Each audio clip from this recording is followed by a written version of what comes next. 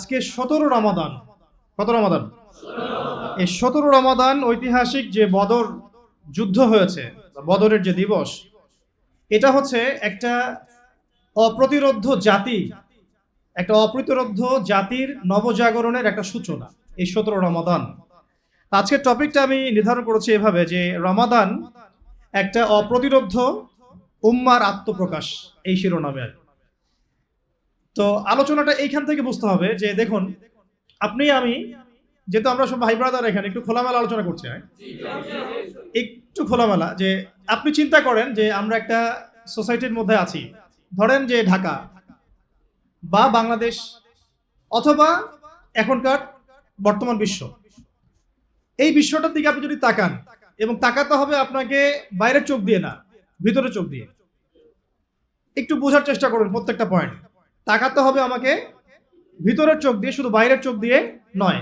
কোন ভিতরের চোখ? যেমনটা খিদির আলাইহিস সালাম নৌকাটা ফুটা করে দিলেন, মুসা আলাইহিস সালাম বললেন যে এটা কেন করলেন। মুসা আলাইহিস সালামের দৃষ্টিভঙ্গিটা বাহ্যিক, খিদির আলাইহিস সালামের দৃষ্টিভঙ্গিটা শুধু বাহ্যিক না, অভ্যন্তরীণ। তিনি বুঝতে পারছেন আল্লাহ পাকের পক্ষ থেকে তার কাছে জ্ঞান এসেছে যে এই নৌকা ফুটা না করলে জলদস্যু নিয়ে যাবে।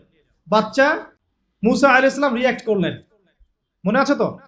আচ্ছা, তিনি বুঝতে পারলেন এই বাচ্চা যদি বড় হতো, খিদির আলাইহিস সালাম বুঝতে পারলেন এই বাচ্চা যদি বড় হতো, নিজে তো কাফের হতোই, পুরো জেনারেশনকে কাফের বানাইতো। এবং সাহাবাগীরা নিজেরা তো নাস্তিক হয়েছেই, পুরো জেনারেশনকে নাস্তিক বানানোর পায়তারা শুরু করছে। তো খিদির আলাইহিস সালাম যদি এই যুগে থাকতেন তাহলে নিশ্চয়ই ব্যবস্থা গ্রহণ করতেন। এরপরে একটা বাচ্চা হত্যা করা হলো, একটা গ্রামে প্রবেশ করা হলো, গ্রামের লোকজন মেহমানদারি করে না, খাবার পানিও দিচ্ছে না, উল্টা তিনি তাদের দেয়াল নির্মাণ করে দিলেন। মুসা আলাইহিস সালাম জিজ্ঞাসা করলেন যে এটা কেন করলেন, একটু পারিশ্রমিক নেওয়া যায় তো। তিনি বললেন যে তোমার সাথে আমার আর চলা হলো না, আমি শর্ট করে বলতেছি, হ্যাঁ দা ফিরাক বাইনি ওয়া বাইনাক, তোমার সাথে আমার এই হলো ফিরাক, শেষ। তবে আমাদের নবীজি বলেছেন যদি সেদিন মুসা আলাইহিস সালাম প্রশ্নগুলো না করতেন তাহলে আরো অনেক জ্ঞান শেখা যাইতো। এটা হাদিস আছে। তিনি পৃথিবীর সবচেয়ে জ্ঞানী মানুষ, নবী মুহাম্মদ সাল্লাল্লাহু আলাইহি ওয়াসাল্লাম। আর মুসা আলাইহিস সালাম তিনি দাবি করছিলেন, বা তাকে জিজ্ঞাসা করা হয়েছিল আপনি পৃথিবীর সবচেয়ে জ্ঞানী মানুষ কিনা, তিনি বলেছিলেন হ্যাঁ। তখন আল্লাহ রাব্বুল আলামিন তাকে খিদির আলাইহিস সালামের সোহবত দিয়েছেন, না তোমার চেয়েও জ্ঞানী আমার বান্দা আছে, যাকে আমি আমার পক্ষ থেকে জ্ঞান শিক্ষা দিয়েছি। ওই দেয়ালের নিচে ওই দুইজন এতিম বালকের বাবা মায়ের রেখে যাওয়া সম্পদ ছিল, দেয়াল নির্মাণ না করলে মানুষ সে সম্পদ লুট করত। একটা বিষয় বোঝানোর জন্য ছোট্ট করে গল্পটা বললাম। এই বিশ্ব ব্যবস্থা, এই বিশ্বের অর্থনীতি, সমাজ ব্যবস্থা, রাজনীতি, সংস্কৃতি, শিক্ষা এবং পারিপার্শ্বিক জাহালাত, এগুলো আপনি আইডেন্টিফাই করতে পারবেন না যদি আপনি বাইরের চোখ দিয়ে খালি দেখেন, ভিতরের চোখ দিয়ে দেখতে না পারেন। সলিউশনে যাওয়া বহু দূরের কথা, এখান থেকে সলিউশন বের করে সেটা ইমপ্লিমেন্ট করে সমাজ সংস্কার অনেক দূর কি বাত। আপনি এই প্রবলেমগুলো ফাইন্ড আউটই করতে পারবেন না যদি কিনা আপনি ভিতরের চোখ দিয়ে দেখতে না শিখেন, অর্থাৎ এই যুগের খিদির না হন আলাইহিস সালাম। এখন বাহ্যিকভাবে আপনি যদি দেখেন, ওয়ার্ল্ডে ইকোনমি খুব ভালো, ওয়ার্ল্ড অ্যাফেয়ার্স খুব ভালো, বিশ্ব এগিয়ে যাচ্ছে একদম, শিক্ষার অবস্থা খুব ভালো, পার্সেন্টেজ বাড়তেছে, তারপরে রাজনীতি তো মহা ভালো, তাই না? সবার সামনে এখন মূলা ঝুলতেছে, আসন এমপি হব, সবার সামনে একটা মূলা ঝুলতেছে, কি হব? এমপি হব। তাই এখন কিছু বলা যাবে না। আচ্ছা, তো খুব ভালো, পলিটিক্সের অবস্থা খুব ভালো, ভূরাজনৈতিক খুব ভালো, ইকোনমিক্স খুব ভালো, শিক্ষা খুব ভালো, তারপরে সংস্কৃতি তো বলার অপেক্ষা রাখে না। সংস্কৃতি মানে তো রাস্তাঘাটে নাটক হচ্ছে এখন, তাই না? ধর্ষণ ঠেকানোর জন্য, তাও আবার ধর্ষণ ঠেকানোর জন্য অর্ধনগ্ন হয়ে রাস্তায় নাটক হচ্ছে। কি বুঝলেন? মানে বাইরের চোখ দিয়ে যদি আপনি এই বিশ্বের আবু জেহেলদেরকে বলেন, এই বিশ্বের আবু জেহেল, আবু লাহাব, এই বিশ্বের উতবা সাহেবা যারা বর্তমান সময়কার, তারা বলবে খুব সুন্দর, ভালো চলতেছে। কিন্তু আপনি ইন্টারনাল আইস দিয়ে যদি দেখেন, আপনি দেখবেন যে আসলে না পলিটিক্সের কোনো ঠিক আছে, না ইকোনমিক্সের, না ওয়ার্ল্ড অ্যাফেয়ার্সের, না সংস্কৃতি, না শিক্ষা, না ব্যক্তি জীবনী। তাহলে প্রথম কথা হচ্ছে একটু পিছনে নিয়ে যাবো আপনাদেরকে। তার আগে এই চোখ বন্ধ করে এই চোখ দিয়ে দেখতে হবে আবু জেহেলের যুগ, 1450 বছর আগের কথা। কত বছর? শিরক দিয়ে ভর্তি। একটা সময় আবু জেহেলের যুগ শিরক দিয়ে ভর্তি, লাত উজ্জা হবল মানাত বড় বড় 4 দেবতার পূজা হচ্ছে। এখনো কি পূজা হচ্ছে না? এখন তো ব্যক্তি জীবনেও হচ্ছে, ধর্মেও হচ্ছে, সবাই পূজা করতেছে কম বেশি। মানুষের দৃষ্টিভঙ্গি এমন যেগুলোর বাইরে কোনো রাস্তাই নাই, রোড ম্যাপই নাই। ভাই একটু আগে রোড ম্যাপের কথা বলছিলেন, road map is equal to সিরাত। বলবে রোড ম্যাপ কি? রোড ম্যাপ সমান সমান সিরাত। রোড ম্যাপ সমান সমান নবী সাল্লাল্লাহু আলাইহি ওয়াসাল্লামের জীবনী। রোড ম্যাপ সমান সমান কোরআন। রোড ম্যাপ সমান সমান হাদিস। রোড ম্যাপ সমান সমান সিরাত। এটাই রোড ম্যাপ। রোড ম্যাপ সমান সমান আব্রাহাম লিঙ্কন না। রোড ম্যাপ সমান সমান কার্ল মার্কস না। রোড ম্যাপ সমান সমান মাও সেতুং না, মুসোলিনি না। রোড ম্যাপ সমান সমান IMF না। Road map is equal two জাতিসংঘ না। Road map is equal two আমাদের মানব রচিত তন্ত্রমন্ত্র না। রোড ম্যাপ সমান সমান তাগুত না। রোড ম্যাপ মানে হলো কোরআন, হাদিস, সিরাত। আর সিরাতটা কেন বললাম? কারণ সিরাতের মধ্য দিয়েই বাস্তবিক প্রয়োগ দেখানো হয়েছে কিভাবে আমরা আল্লাহর জমিনে দিন কায়েম করব। সেটা নবী সাল্লাল্লাহু আলাইহি ওয়াসাল্লাম করে দেখিয়ে গেছেন। তাত্ত্বিক আলোচনা না, এটা প্র্যাকটিক্যাল। এটা কোনো তাত্ত্বিক আলোচনা না, এটা কি প্র্যাকটিক্যালি ইমপ্লিমেন্ট করা হয়েছে 1400 বছর আগেই। এটা হয়ে গেছে, ওটাই সুন্নাহ, ওটাই উসওয়াতুল হাসানা। কথা হচ্ছে আইয়ামে জাহেলিয়াতের এই শিরকগুলো এখন নাই। ওই যে সুদভিত্তিক অর্থ ব্যবস্থা এখন নাই। ওই যে আপনার এই মাদকের ভয়াল থাবা এখন নাই। ওই যে মেয়েদের জিনা, ধর্ষণ, ব্যভিচার, এগুলো অবমাননা নাই। গোত্রে গোত্রে হানাহানি নাই। জুয়া এগুলো নাই। এই যে আপনার নাস্তিকতা, প্রকৃতি পূজা, হ্যাঁ, অপসংস্কৃতি, বেহায়াপনা, বেপরদামি, এগুলো এখন নাই। আপনি একটু ভিতরে চোখ দিয়ে আগে দেখেন, এইরকম একটা সমাজ ছিল। এই সমাজটার সাথে আমাদের দেশের মিল আছে কিনা? আমাদের বিশ্বের মিল আছে কিনা? এই ঢাকা শহরের মিল আছে কিনা? আপনার গ্রামের মিল আছে কিনা?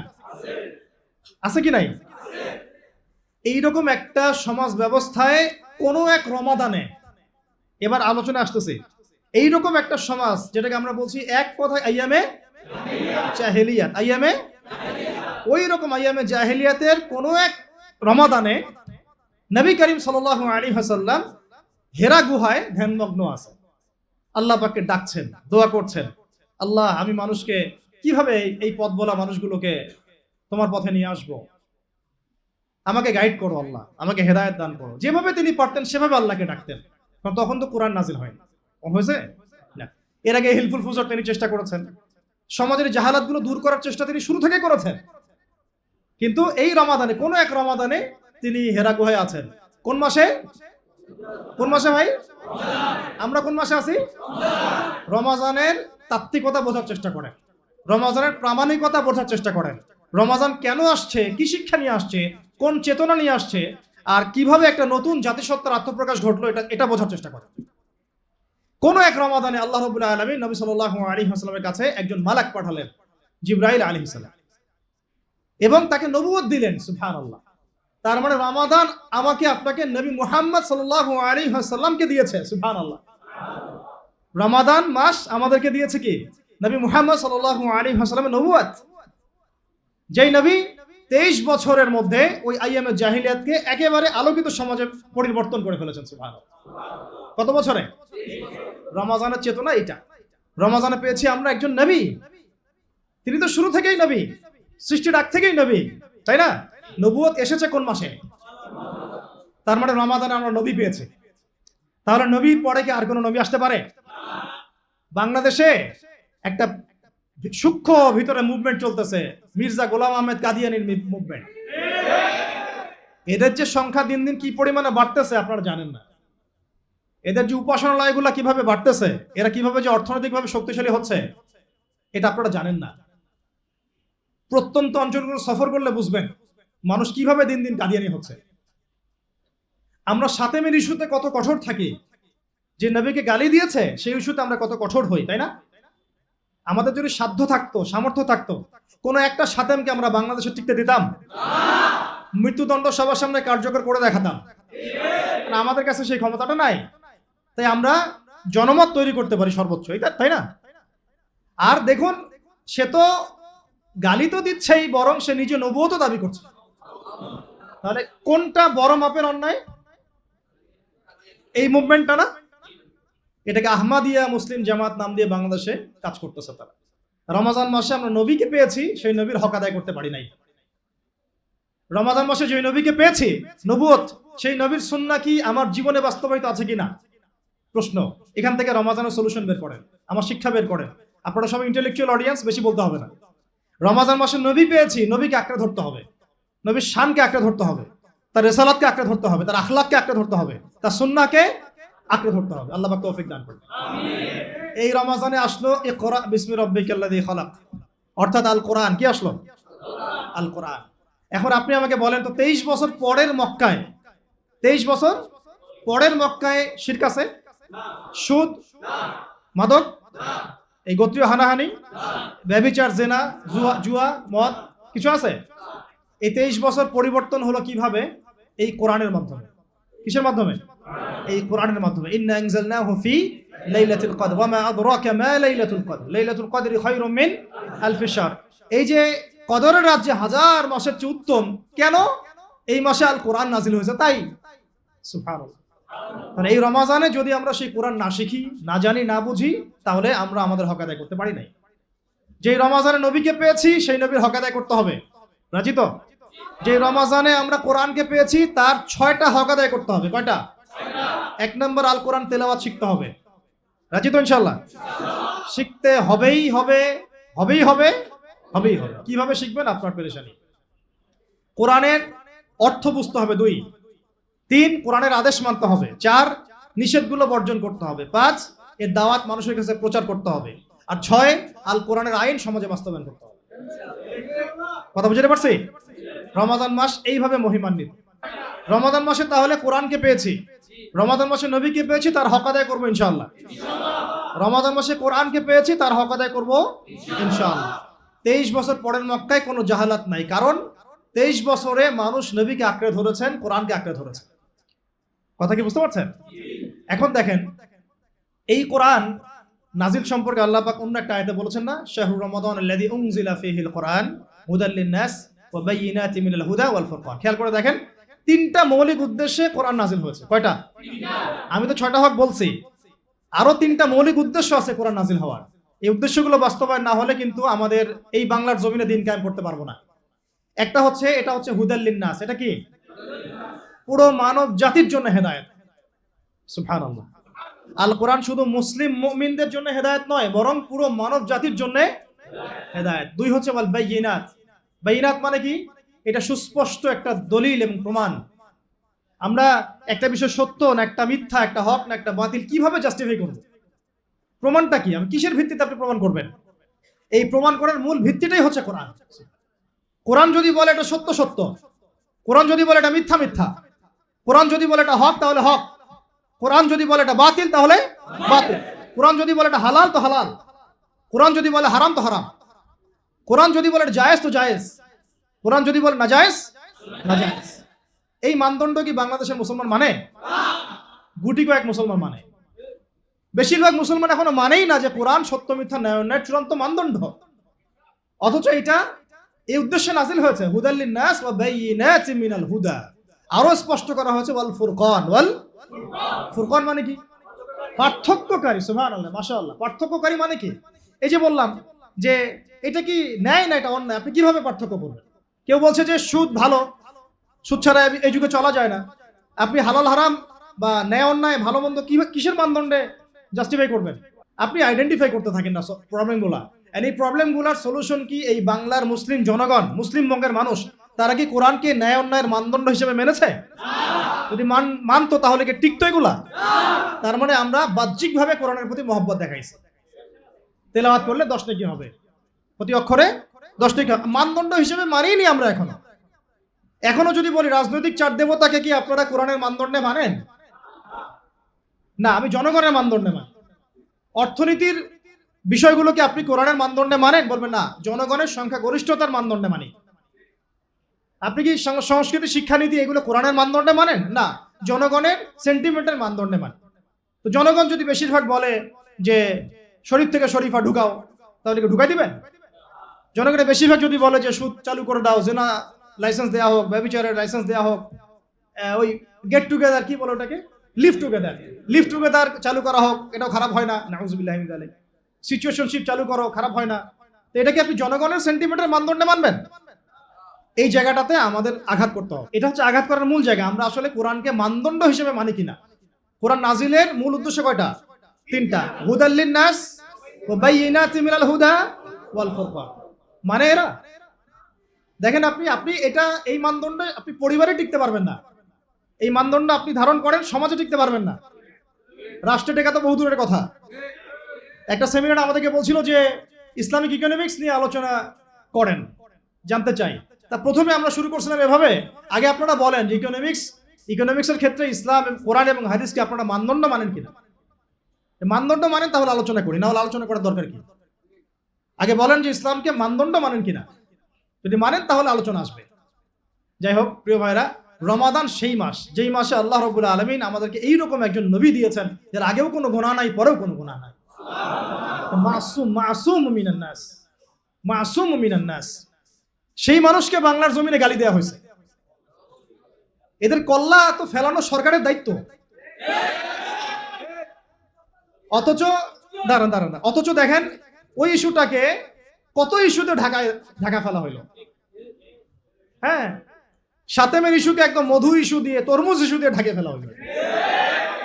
রাশিয়াকে দাফন করে দেওয়া হলো আরেকটা কোন ইস্যু দিয়ে জানি, ওই যে সিগারেটের ইস্যু দিয়ে নাকি জানি, হ্যাঁ হামজার ইস্যু দিয়ে, ফুটবল ইস্যু দিয়ে। দেখেন আপনারা একটু বোঝার চেষ্টা করেন, আমরা যদি খিদির হই তাহলে কখনোই আমাদের চিন্তা কিন্তু ছোট হওয়া উচিত না। আমাদের চিন্তা থাকবে মূল শেকড় ঠিক আছে কিনা। এরা ইস্যু দিয়ে খেলতেছে আমাদের সাথে, এরা ইস্যু নিয়ে আমাদের সাথে খেলতেছে। আপনার ব্রেইন নিয়ে তারা খেলতেছে, আপনার ইমান নিয়ে, আকীদা নিয়ে, মানহাজ নিয়ে তারা খেলতেছে। আপনাকে মূল জায়গা থেকে সরানোর জন্য সবকিছু তারা করতেছে। আমাদের মূল জায়গায় থাকতে হবে ভাই, ইস্যু পাগল হওয়া যাবে না। এই স্ক্রল করতে করতে আমাদের মাথাটা স্ক্রলিং হয়ে গেছে। মূল জায়গা থেকে আলোচনা সরে যাই আমরা। আল্লাহ পাক আমাদের মূল জায়গায় থাকার তৌফিক দান করুন। এই বাংলাদেশে নবী সাল্লাল্লাহু আলাইহি ওয়াসাল্লামের রিসালাতকে চ্যালেঞ্জ করে কাদিয়ানী মুভমেন্ট হচ্ছে। আমরা এখন এগুলোর বিরুদ্ধে কোনো অ্যাকশন নিতে পারছি না, কাজও করতে পারছি না, বা আমরা ফিকিরও করছি না। এই রমজান মাসে আল্লাহ পাক কোরআন দিয়েছেন, সেই কোরআন বাংলাদেশের 90% মানুষ পড়তে পারে না। ক্লাসিক্যালি, একাডেমিক্যালি কোনো শিক্ষা প্রতিষ্ঠানে কোরআন শিক্ষা বাধ্যতামূলক নাই, মাদ্রাসা বাদ দিয়ে।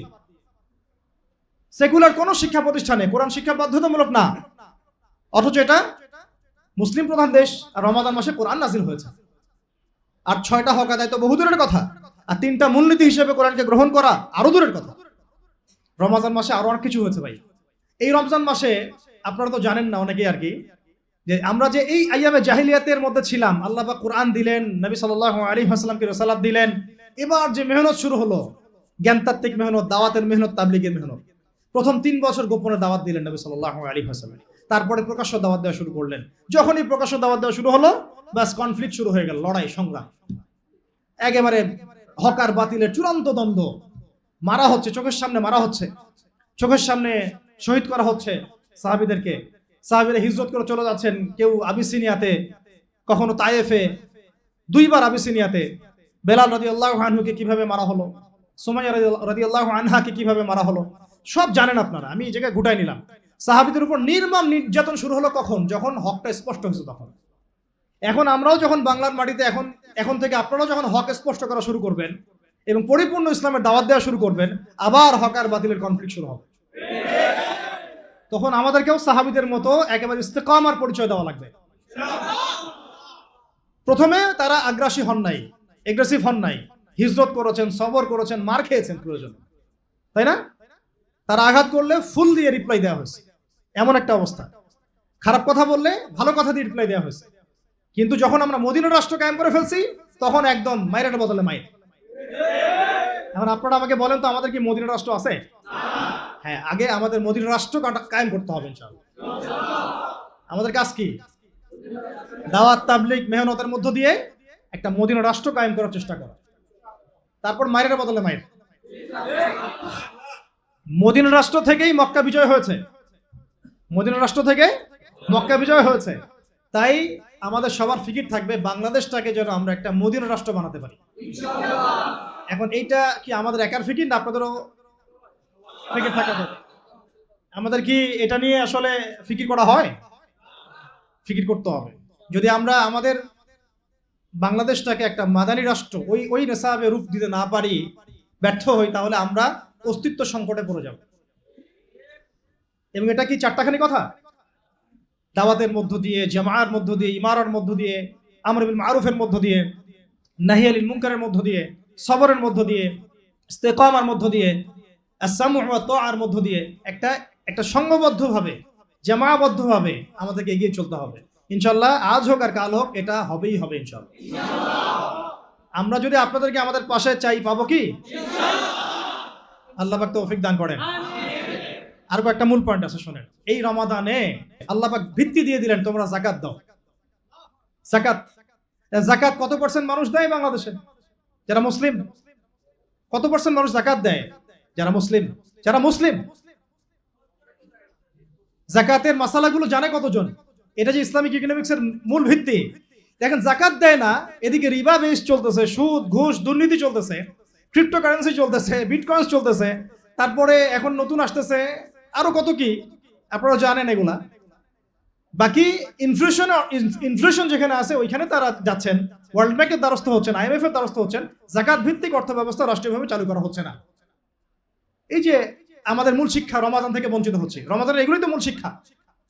তারপরে খেয়াল করে দেখেন, এই রমাদানেই আল্লাহ রাব্বুল আলামিন আমাদেরকে বদরের যুদ্ধ করিয়েছে। ঠিক আছে কথা? এই রমাদানে বদরের যুদ্ধ হয়েছে। আবার এই রমাদানে শুধু বদরের যুদ্ধ হয়েছে কিন্তু এমন না, কিন্তু এই রমাদানে আরো বহু যুদ্ধ হয়েছে। কয়েকটা যুদ্ধ আমি আপনাদেরকে বলি। এই রমাদানে বদরের যুদ্ধ তো হয়েছে, এটা আপনারা তো ভাইয়ের আলোচনা শুনলেন, দীর্ঘ আলোচনা করেছেন তিনি, আমি আলোচনা রিপিট করছি না। এটার ফলাফল আমরা সবাই জানি। তো এই রমাদানে তাবুকের যে যুদ্ধটা হয়েছিল, সেই তাবুক যুদ্ধের যে সফর, এই সফরটাও কিন্তু রমাদানের মধ্যেই হয়েছে। আবার আপনি যদি দেখেন খন্দক, এই খন্দকের যুদ্ধের প্রিপারেশন যেটা, এই প্রিপারেশন, খন্দক খোঁড়ার প্রিপারেশন গুলো রমাদানের মধ্যেই হয়েছে, ব্যাক টু ব্যাক। মক্কা বিজয়, সেটাও রমাদানের মধ্যেই হয়েছে। সুবহানাল্লাহ। দেখছেন?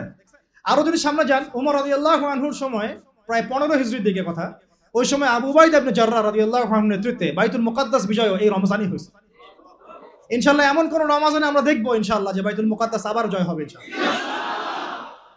শুধু তাই নয়, এই রমাজানে এই আপনার আল পার্সেলের নাম জানেন? ওই যে সেলজুকি একটা যুদ্ধ আছে, ওই যে মালাজগিট, ওই যুদ্ধ কিন্তু রমজান মাসেই হয়েছে। এটা অনেকে আমরা হয়তো জানি না। এছাড়াও আমি নোট করছিলাম, তারেক বিন জিয়াদ এর স্পেন জয়, নাম শুনছেন কি? 712 দিকে খ্রিস্টাব্দ, এটাও রমাদানে হয়েছে। সুবহানাল্লাহ। কাদেসিয়া যুদ্ধের নাম শুনছেন? কাদেসিয়া যুদ্ধের যে একটা অংশ, মানে সফর, একটা অংশ ছিল এই রমাদান কেন্দ্রিক। তার আগে যুদ্ধ হয়েছে, ফিরতে মানে রমাদান এর মধ্যে পড়ে গেছে আর কি। আব্বাসী খলিফা মুতাসিম বিল্লাহ আমুরিয়া বিজয় করেছিলেন ব্যাবিলনে এই বাইজেন্টাইনদের সাথে, এইটাও রমাদান মাসে হয়েছে। এরকম আরো কিছু যুদ্ধ আছে, যেমন আইন জালুতের যুদ্ধ, নাম শুনছেন? যেটা ওই যে তাতারিদের সাথে, মঙ্গলদের সাথে হয়েছে। এই যুদ্ধও কিন্তু রমাদান মাসে একটা ডিসাইসিভ ব্যাটল হয়েছে। এরপরে 100 বছর তারা আমাদের দিকে চোখ তুলতে পারে নাই। ওই যে হালাকু খান একটা বড় ভাই ছিল, মঙ্কে খান, নাম শুনছেন কিনা? এই মঙ্কে খানের পতন হয়েছে এই যুদ্ধে। এবং এই যুদ্ধের পরে বারকে খান নামে একজন মুসলিম সেনাপতি মঙ্গলদের থেকে বের হন, যিনি মুসলিমদেরকে প্রোটেক্ট করতেছিলেন। আলহামদুলিল্লাহ। এই যে অনেক ঘটনা আছে রমাদান মাস কেন্দ্রিক, এই যুদ্ধগুলো সবগুলো রমাদান মাসেই সংঘটিত হয়েছে। দেখেন, এখন আমি 3টা আয়াত বলে শেষ করে দেবো। আপনারা 3টা আয়াত মিলাই নেবেন জাস্ট কোরআনে। একটা আয়াত আমি শুরুতে বলেছিলাম, কুতিবা আলাইকুমুস সিয়াম কামা কুতিবা আলাল লাযিনা মিন ক্বাবলিকুম লাআল্লাকুম তাত্তাকুন। রমাদান মাসের সওমের যে মূল উদ্দেশ্যটা, এটা এখানে আল্লাহ রাব্বুল আলামিন আমাদেরকে বলেছেন লাআল্লাকুম তাত্তাকুন, যাতে করে তোমরা তাকওয়া অবলম্বন করতে পারো। দেখেন, আমাদের এই যে জাহিলিয়াত দূর করার কথা বললাম, ইসলামী সমাজ বিনির্মাণের কথা বললাম, মদিনা রাষ্ট্র কায়েমের কথা বললাম, আর রমাদান মাসে যে যুদ্ধ ফরজ হয়েছে, মানে রমাদান মাসে যে যুদ্ধগুলো হয়েছে, ফরজ আগে হয়েছিল, রমাদান মাসে যে যুদ্ধগুলো হয়েছে, এই যুদ্ধগুলোর মধ্য দিয়ে নবী সাল্লাল্লাহু আলাইহি ওয়াসাল্লাম যে পুরো জাজিরাতুল আরবের মধ্যে ইসলাম কায়েম করে দিয়েছেন, এই যে পুরো কথাগুলো আমরা বলছি, এগুলো তখনই বাস্তবিক রূপ লাভ করবে যখন আমরা তাকওয়ার শিক্ষায় শিক্ষিত হতে পারব। তাকওয়া ছাড়া এগুলো কিছুই অর্জিত হবে না। ওই আয়াতগুলোর উপরে আমাদের নবীজি এমন ভাবে আমল করেছিলেন যে তিনি নিজেই 66টার মতো যুদ্ধের মধ্যে ইনভলভ ছিলেন। কয়টা? প্রায় 66টা। তার মধ্যে 43টা হচ্ছে আপনার এই সারিয়া এবং 23টার মতো গাজওয়া, আরো কম বেশি প্লাস মাইনাস। তো দেখেন, তাকওয়ার শিক্ষাটা আমরা কিভাবে অর্জন করব? এটা কোথায় থাকে? কলিজার মধ্যে। তাকওয়াহু হ্যাঁ হুনা, আল্লাহ পাক বলছেন ইন্না আকরামাকুম ইনদাল্লাহি আতকাকুম, মানে তোমাদের মধ্যে সবচেয়ে বেশি সম্মানিত আমার কাছে সেই ব্যক্তি যে তোমাদের মধ্যে সবচেয়ে বেশি মুত্তাকি। এখন নবী সাল্লাল্লাহু আলাইহি ওয়াসাল্লাম একটা উসুল দিয়ে গেছেন, উসুলটা একটু বোঝার চেষ্টা করি। তিনি বলেছেন আনতা আবুদুল্লাহ কাআন্নাকা তারা, তুমি এমন ভাবে আল্লাহর ইবাদত করো যেন তুমি আল্লাহকে দেখছো। ওয়া ইল্লাম তাকুন তারাহু ফাইন্নাহু ইয়ারাক, তুমি যদি আল্লাহকে দেখতে না পারো তাহলে আল্লাহ পাক তোমাকে দেখছেন।